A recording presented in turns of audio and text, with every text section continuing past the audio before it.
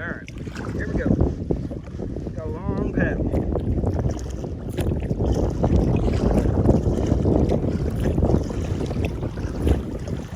Now we're going to start welding. I'm trying to go that way, guys. There we go.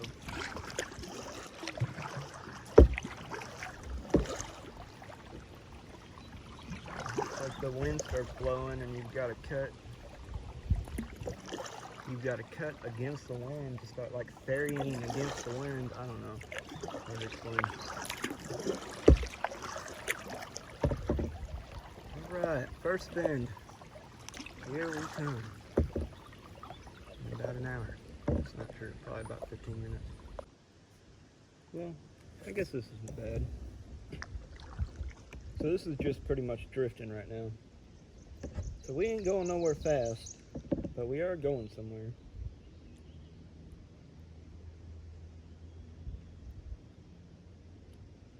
Very, very slowly. Look at those egrets, or at least I kind of think they're egrets. Oh, watch them. I'll get it up there and then you're not going to be able to see them. I don't know if we can see them flying or not. I'm kind of blind. There's a bunch of big white birds up there that I'm assuming are egrets. I mean, I guess technically they could be pelicans. We don't laugh. We do have pelicans around here. They're just usually down by the Mississippi.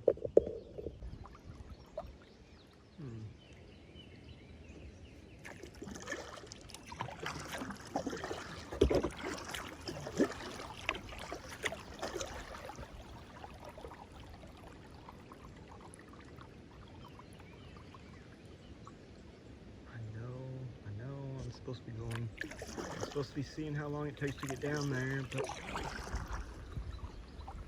I'm curious, guys. There's like a little ditch or a creek that you drive over to put into Dutchtown. It had water in it, so I almost wonder if I could have paddled all the way. That would have been a little bitty tiny ditch. I would have been threading a needle the entire way down to the channel. Yeah, I probably would have been dragging and stuff, but I wonder how far this goes.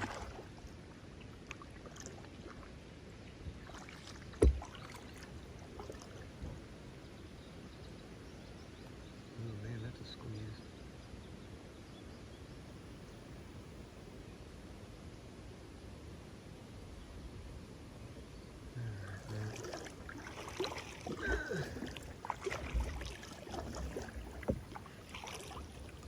Looks like a dead end right there.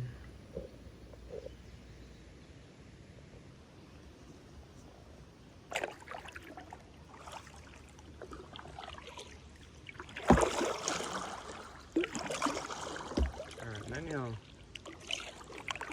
eat right now. If nothing else, I should probably drink some water. It's hot. Take a little break in the shade for just a second. Alright, off we go.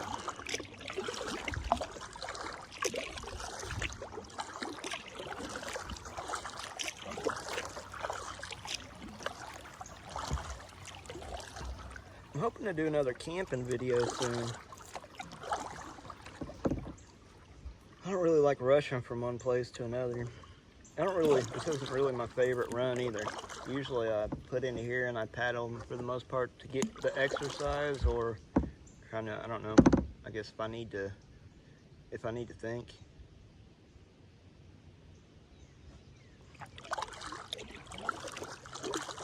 You know, further upstream, I don't have to worry about as much. You have to thread the needle to get through some of the log jams and stuff that block the way. But if you can get through all that, then I don't got to worry about other people not seeing me or running me over. The water's a lot more clean up there. You know, I already done forgot what I was originally talking about. I'm gonna blame that on having dad brain. That's what I'm gonna call it. Alright, I'm gonna shut up and paddle for a while. I'll bring you back when we get around the corner. I actually thought that the bridge was going to be around the corner, and I didn't realize there's like a little bitty... Well, you know what? This still is the corner. I just haven't paddled enough because I keep stopping and looking around.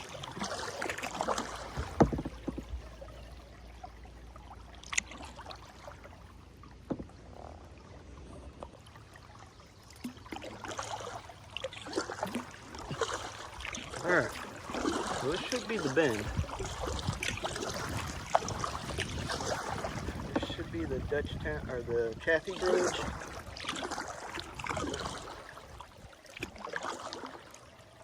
I don't know if you can see it yet. Zoom in. Camera.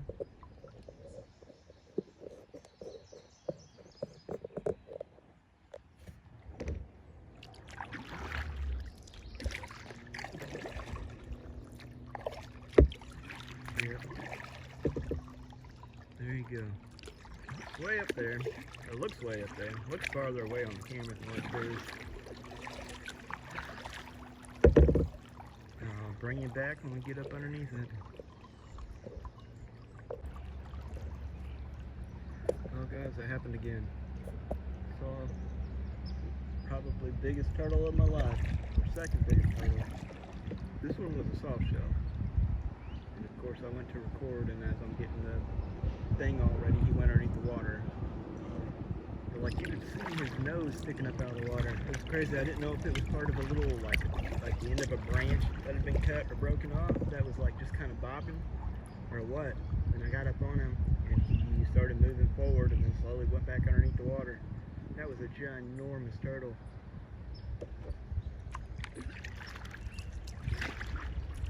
I always think about seeing something cool out here. You hear about like way back in the day when they pulled that bull shark out upstream from here.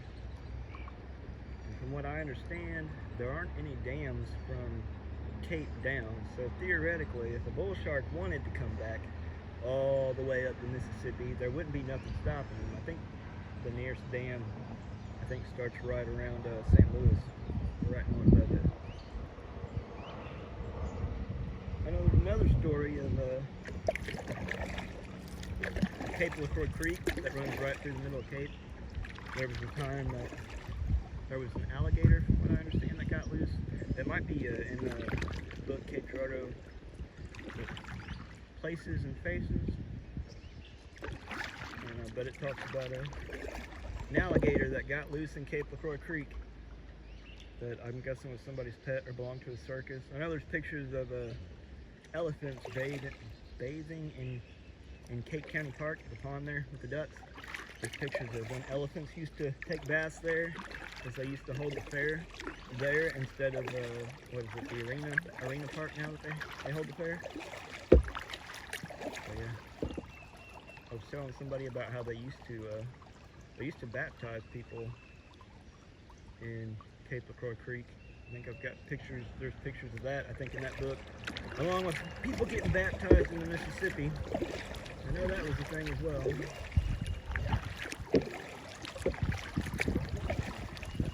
Yeah, here we are, Chaffee Bridge. This is the first real landmark on the long trip back to Cape. Well, there's something big splashing around. I don't know if y'all can see that back behind. Back behind that wall.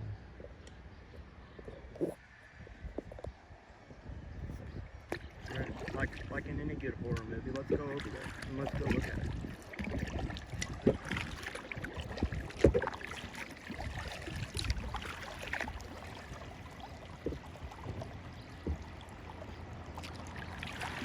So we'll probably go to the park. I'm gonna get up next to them and then 7:30 park is gonna launch out and hit me. I don't know if they get that big. I know they get big. I know there's also paddlefish in here. It's wild. Whenever me and my cousins were younger, we would swim up around Allenville when the water got real low and the sandbars started popping up. We would camp on there, and we would swim a lot of times next to the Allenville Trestle.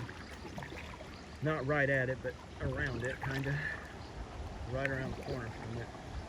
And there are, I think if there are like 8-foot long giant paddlefish swimming around in here that were probably swimming around just as we were in the channel swimming, as well as, I mean, alligator gar. I think the record alligator gar from Missouri was caught in Hubble Creek, right there where we put in at. Well, whatever it is, it ain't splashing around no more. More rabbits up in the third now, but I'm going to go ahead and call it.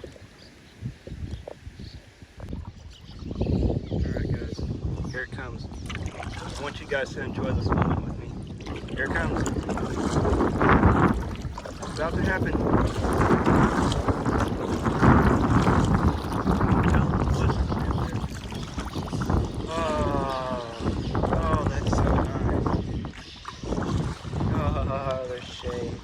Isn't that a magical feeling? Oh, isn't that great? That is fantastic. Oh, and there it was. Well, I hope that was as good for you guys as it was for me. Onward we go.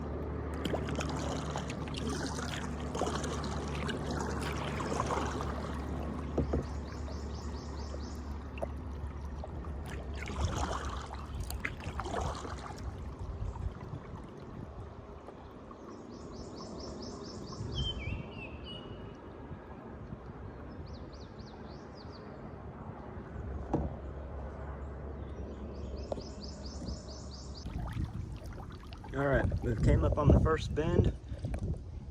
Also the spot that don't got no trees. That doesn't have any trees.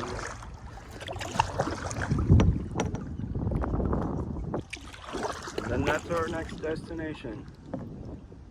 About an hour that way. Way up there. Still beats walking though. I'll bring you back when we get there. Or I won't.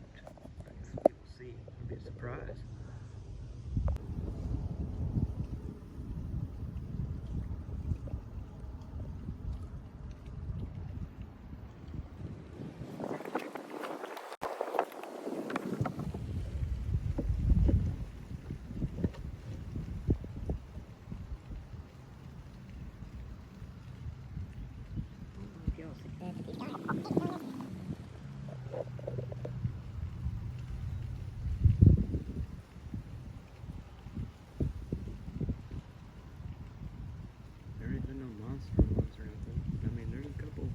Decent sized ones. Alright. Here we go. See you later, gars.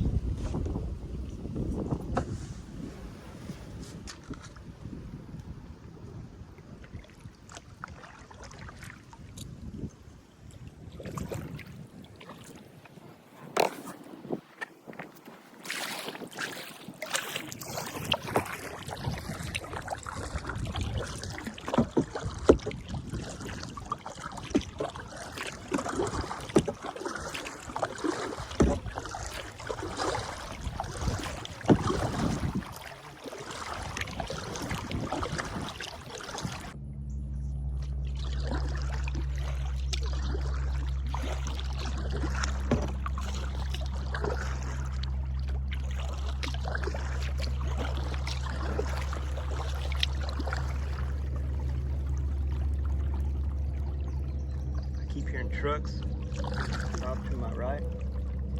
Driving up along the levee. There's a levee over here to our right. And off to our left is mostly just fields for like, I don't know, half a mile or something like that. Maybe a mile, I'm not going to pretend to try to guess the distance. But it reminds me out of one of those old Mississippi River legends and lore and history kind of books. And it talks about how they used to send they used to send people out and they would like they would walk the levees at nighttime, because a lot of times, or well, this is, I don't know how accurate it is, but a lot of the times the theory was that when the water got really high, when there are levees on both sides, a lot of times, like say it was Missouri and Illinois, and we both had levees on both sides, when the water would start getting really high, they would always worry about the other, like Missouri would worry about the people on Illinois coming over to Missouri's side and busting a hole in their levee to let off some of the water on their side so that it would flood their side instead of raising and getting up to the top. So they would have like patrolmen who would walk the levees at nighttime with a lantern and a gun for the most part to keep watch, to make sure nobody was sneaking up onto the levees with TNT to try to dynamite them, to try to relieve pressure. I don't know, I'm jabbering. Thought I would share that jabbering moment with you guys.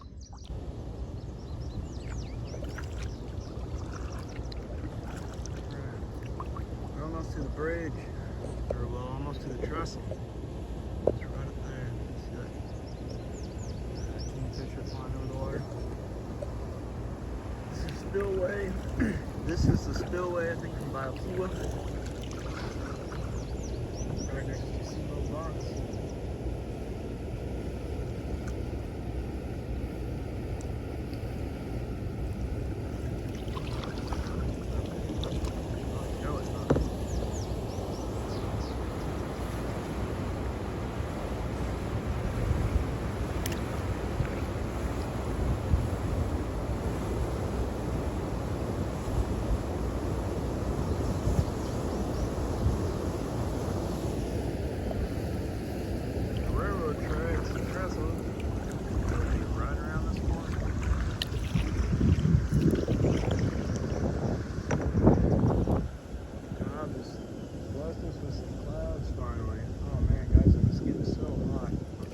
There's some clouds now.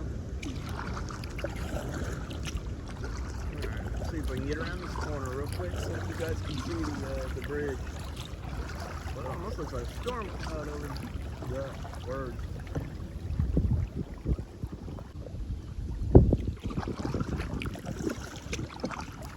Alright, so that was the spillway for Biokiwa. Right up here should be the trestle. Actually, you know what? I'm going to paddle. The other side, you can see it.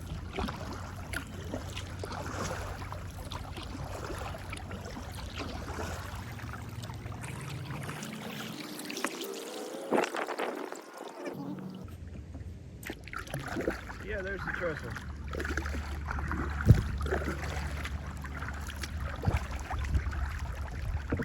That means we're almost there. Kinda. We're like, what, 3/4 of the way there?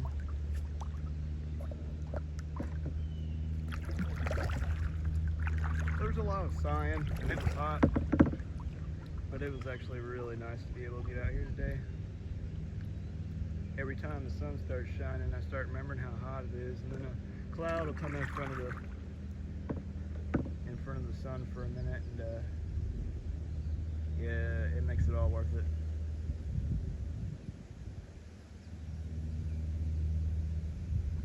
All these white birds, like I said, I don't know if they're seagulls, if they're pelicans, if they're just like egrets, little cattle egrets or whatever. Big white birds, little white birds, medium-sized white birds.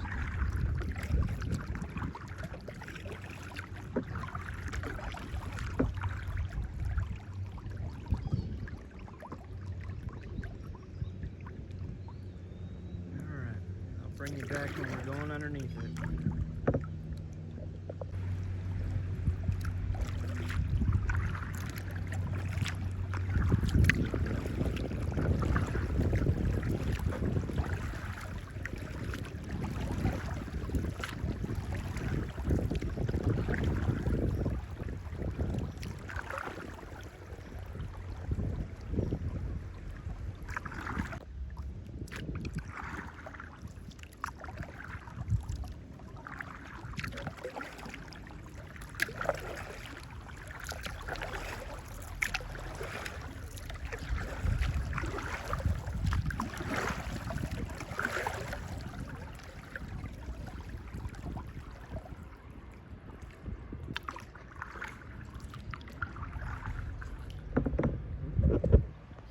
got a trot line set there.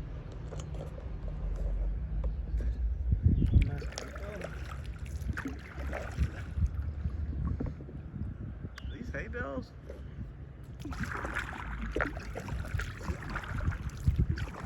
Sure do look like hay bales.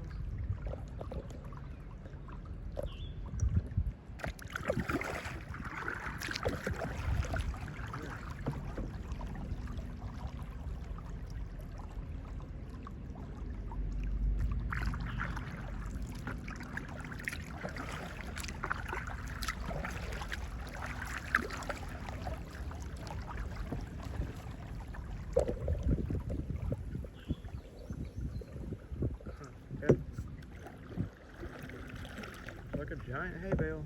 I don't know why for.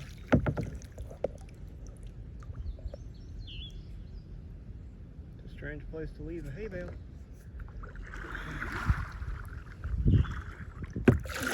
Another one up here. I wonder why for. I wonder if they realized that this was all going to end up underneath water.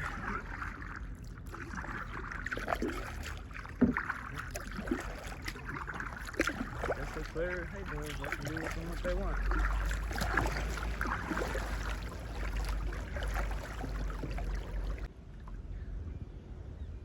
I've actually paddled all this. I put in a cape or and paddled all this to the left when it was all underwater. It was like paddling through trees, paddling through a forest.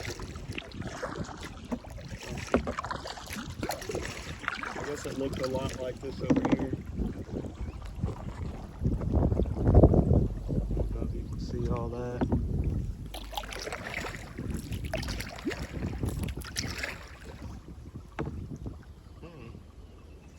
Looks like they cleared all this. Kind of hard not to go and poke your nose in here real quick. I'm sure we'll probably see some people who will look at us like we're probably not supposed to be in here.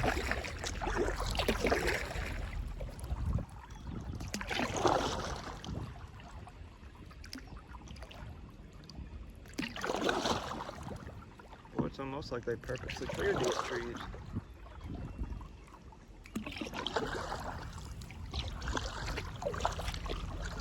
Alright, well this is Nash Road in front of us. I think. Either that or a levee road.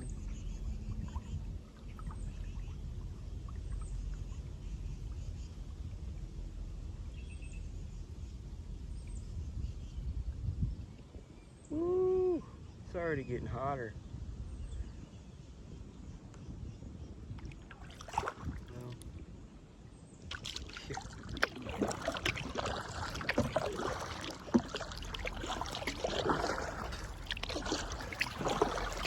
In here real quick, just so that we can say that we did.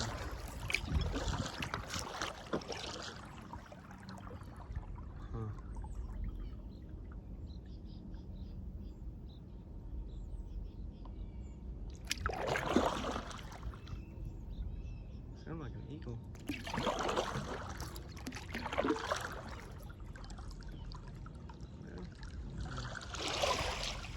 Gonna go ahead and turn around and get out of here.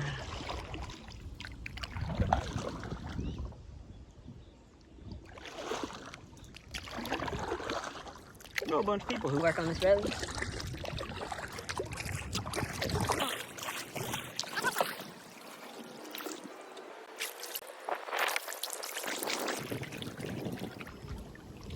Y'all ever paddled through a forest before?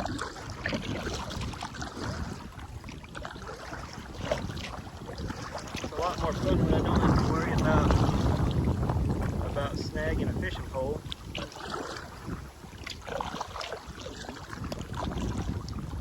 This is what it's like when I go out and the water's really, really up. A lot of times I'll set limb lines in the tree line.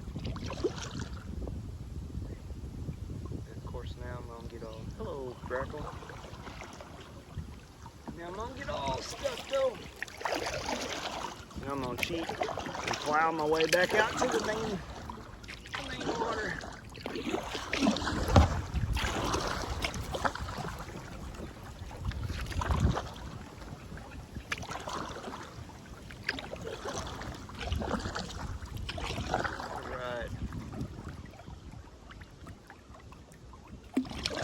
here we go again, back on track. There ain't too many things that can distract us anymore. That's 4 minutes that I've just been paddling around in there.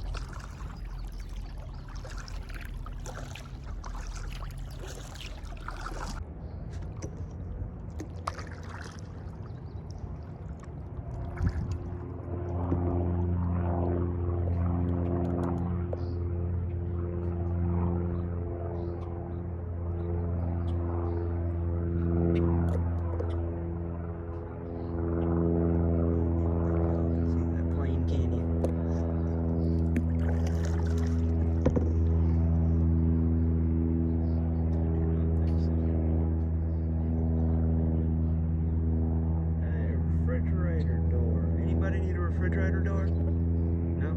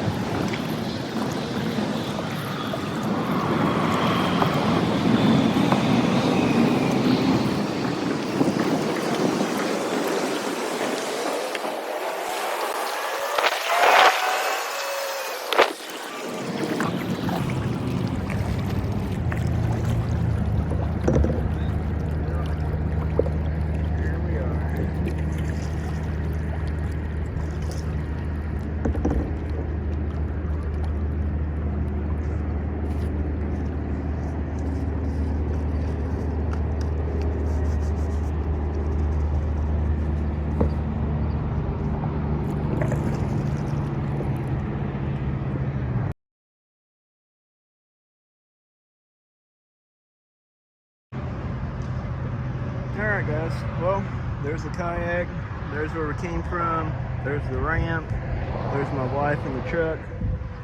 So thanks for coming with me on another adventure, and I guess I'll see you guys next time. Have fun, but don't have too much fun.